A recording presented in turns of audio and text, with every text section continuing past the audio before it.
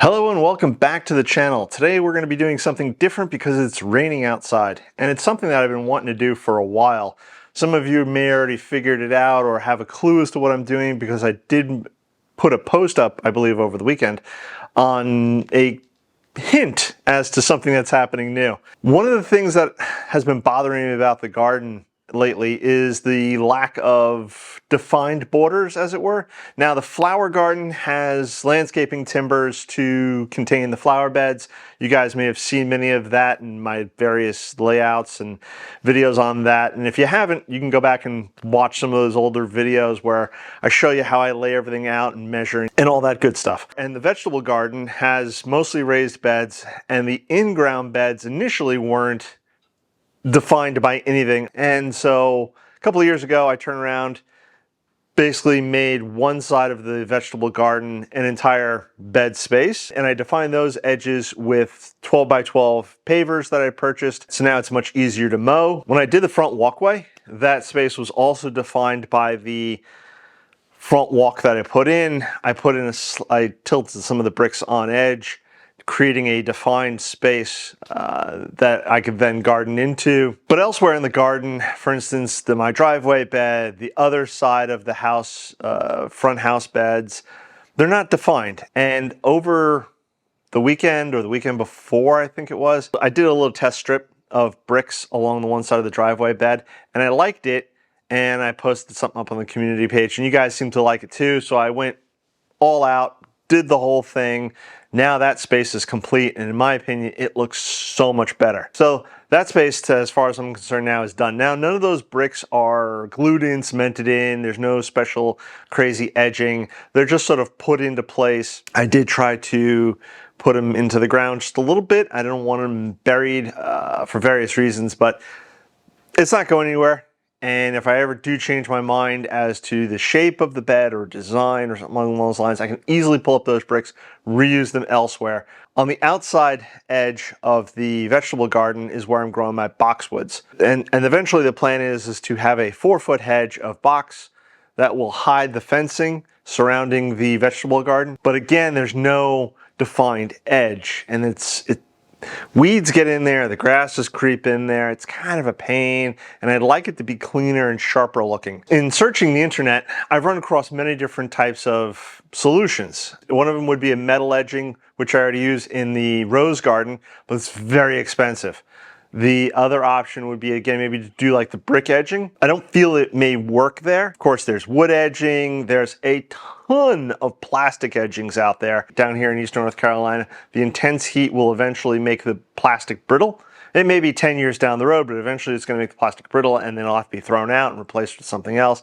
So I was looking for more of a permanent solution. One of the things that I found was concrete. If you go to the big box store, they usually have, so let's say those wavy, if I remember, I'll put a picture up over here, those wavy terracotta looking bricks, and they're okay. Just something that just doesn't really appeal to me. Then I looked at a few other solutions that big box stores had, and just, again, nothing that appeals. I did find a few different types of decorative solutions online, but most of them are very cost prohibitive. One of them was a rope top molding, which is very old-fashioned in a sense. It was apparently popular back during the Victorian times, and I really like the look of it. And I did find a company here in the United States that sells it at $39 a piece, 2 foot. 2 foot, $39 a piece, and it doesn't include shipping and handling.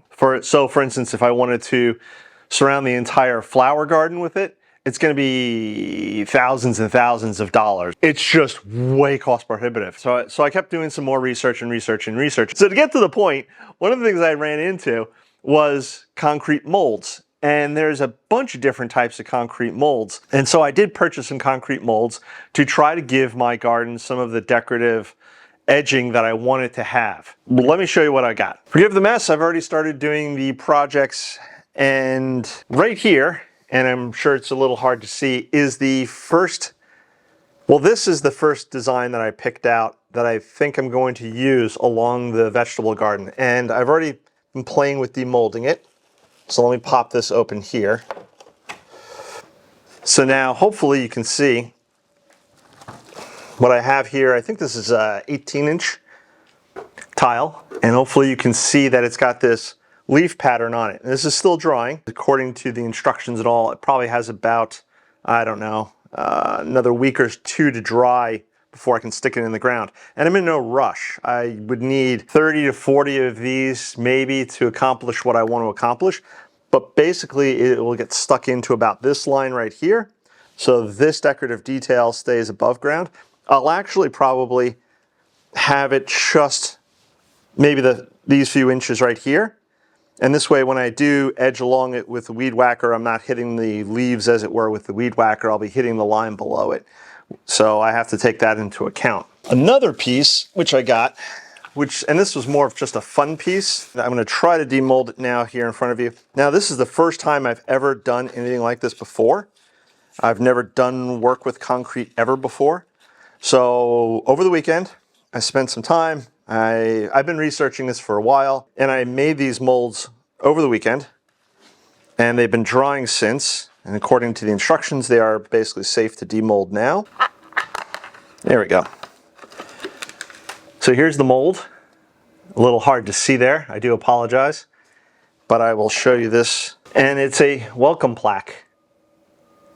Hopefully, again, you guys can see that. So this one also has to dry out for a few days. This was more of a fun project. This is nothing that I'm going to do anything with necessarily. I'll probably stick it out in front of the house at some point.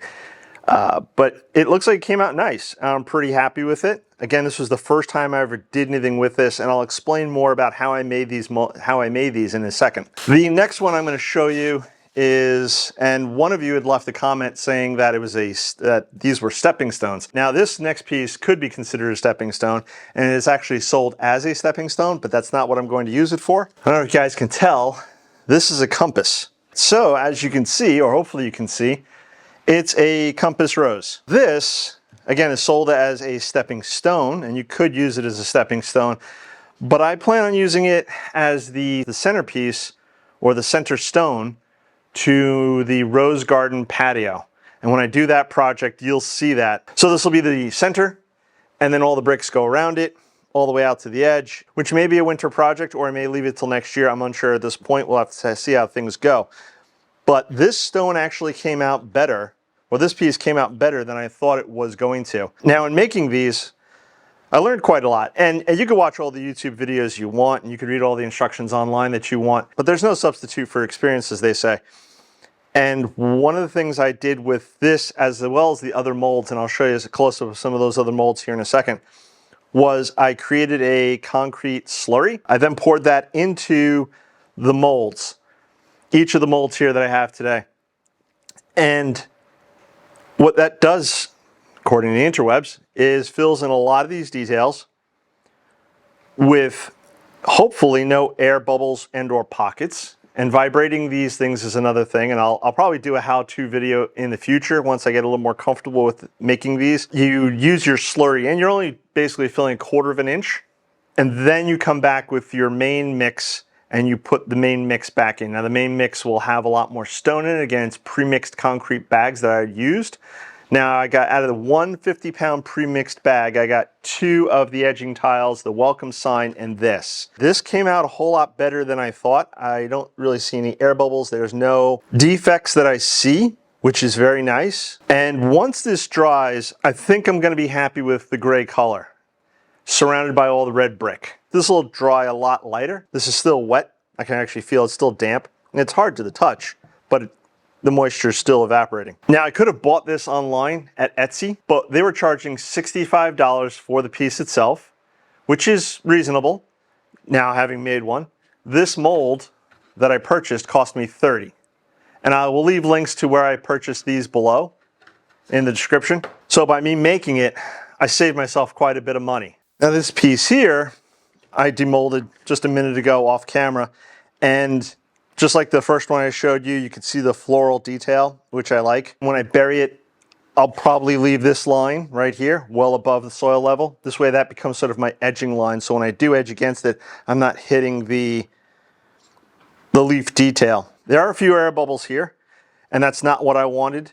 The other piece, I think, had a few more air bubbles than this one. So Lesson learned, I didn't vibrate this enough probably. But like I said, this was my first swing of the cat, something like that. I'm gonna do a few more experiments with this. The other thing I'm thinking about, now this will dry a light gray, not the dark gray you see now. It's still, the moisture in it's still evaporating, it's still drying out. And it'll take maybe about a week to do. But the other thing I might do is do a tile like this, except in red, or I'll use terracotta red dye.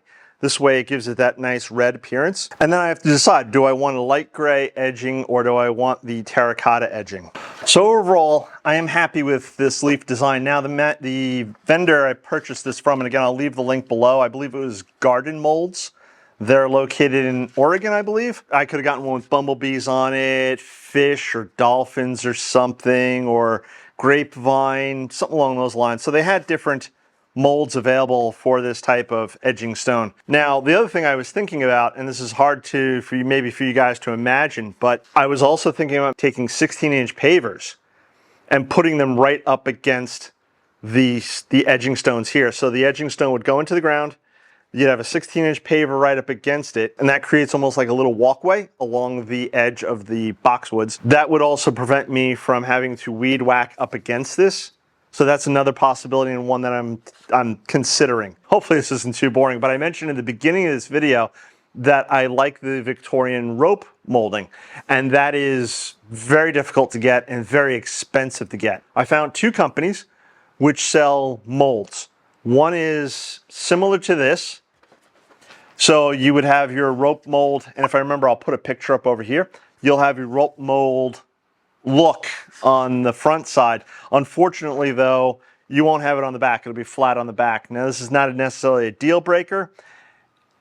I would just prefer it if you could see the whole top of the thing, something like this picture right here. Now this mold is coming from a company called Armco. I'll leave the thing here. They sell a commercial mold, which I'm hoping to get my hands on soon. Now the mold itself is a lot more expensive than these molds, but if I can use it to make my own, yes, it may take me years literally to get the entire flower garden encircled in this, which is what I'm thinking I'm using this mold for. It's going to save me a ton of money in the long term.